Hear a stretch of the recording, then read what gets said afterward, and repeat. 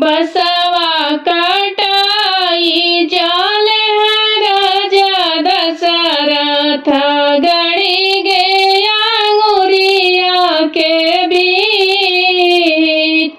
बसवा कटाई जाले राजा दशरथ गड़ी गया अंगुरिया के बीच। अंगूरी बेदना से बेकल राजा दशरथ कैकेयी के भेजल संदेश। अंगूरी बेदना से बेकल राजा दशरथ भेजल कैकेयी के संदेश। हाय रानी के कई पलंग चढ़ी बैठ हरे अंगुरिया के पीर। आवे रानी के कई पलंग चढ़ी बैठ हरे अंगुरिया के पीर। जवाना मांगना तू ही मांग रानी के कई वो है मांगना हम देव।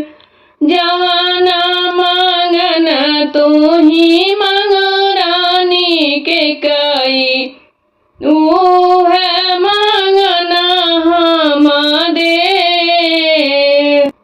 जवान मांगना हम मांगी राजा दशरथ तोहरे दिहालो ना जाय।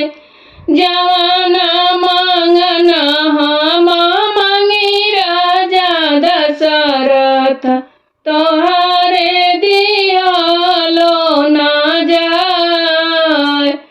राम के तिलक हो भरत के चढ़ाव। राम के लिखल बनवास।